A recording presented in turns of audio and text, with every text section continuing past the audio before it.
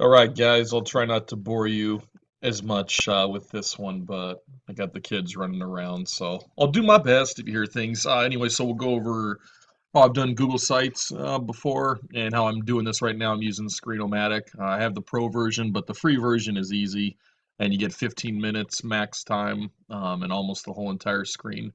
So you can get everything that you want from it. I think it's just a really good way to do it. I've done 2 lesson plans off of it, and it's really cool and easy. And it's free, so it's even better.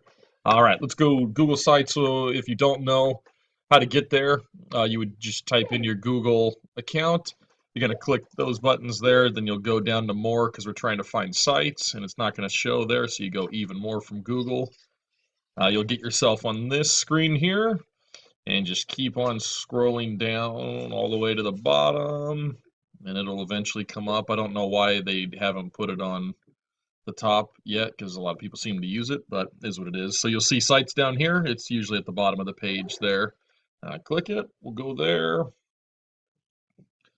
So I already have one that I use right now for my resume and for interviews. So I've built it to where I attach it with my CV, even in cover letters and resumes, and it's helped me with a few interviews.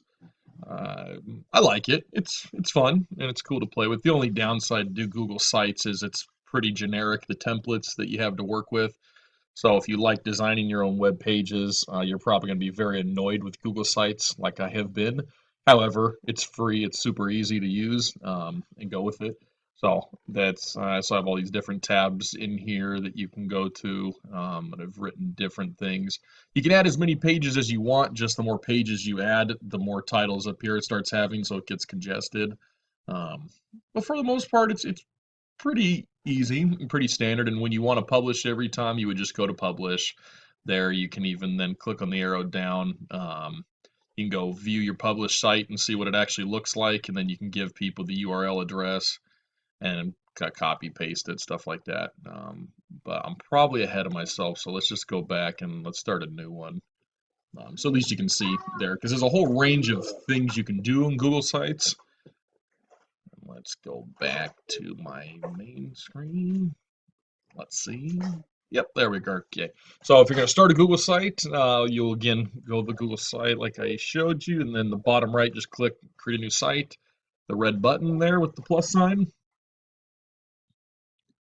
Of course, my internet is absurdly slow, probably because my children are bumming YouTube all day during summer, but that's okay. That's what summer's for. So your page title, so you can start doing things. You'll come over here. You can change, you can add images. Play around with it. It's fun. You can upload your own, or you can select one. I enjoy it. It's good. We go over here, text box. So we'll put a text box in here, there, so I can start writing things, whatever I want to write. Again, pretty standard. You can play around with them, images, uploads, everything. You can put dividers in. And that's my 4-month-old in the background. Yes. Cool thing about Google Sites is you can put in docs, slide sheets, forms, charts, YouTube, anything you want. The only downside is you need to put them into your drive first, and then from your drive you would take things over. And that's my middle son in the background going nuts and crazy. So I can't remember what I did. Oh yeah, Civil Savvy Literacy. Remember this one. So I had a bunch of these images that I used for Professor Basaki's Google site thing that I did. So what I did is, if I did any like lesson planning, anything, I did it as a PDF, and then I would drag it in later. I did it that way, but I had to do it from Google Drive first. You can't do it from anywhere else. If you wanted to take in pictures, anything like that, my suggestion is you should put it in Google Drive as much as possible, because then you're just watching me do this. You can literally just drag it over from there. So it's pretty easy. And Google Drive is a whole separate thing from your Google Sites. So I would just go here, and Drive should always pop up there. I use Drive a lot on my phone, and I'm sure everyone's had Drive before. If you haven't, you'll enjoy it. So you would just upload there, so you can new, and you put things in folders, upload, file upload, anything you want. Put it in, make it fun. And now we go back to here. So that's kind of the cool way. So that does Google Drive. YouTube, what's cool, YouTube stuff, if you want to insert a video, you would have to upload yourself first onto YouTube, and then it'll automatically take it over.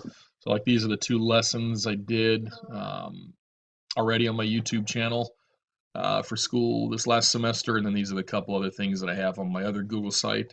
But the whole point is you got to put them on YouTube first before you can put them over, because it won't recognize it as a movie. I'm sure I'm boring the heck out of you because it seems extremely boring, but it's fun.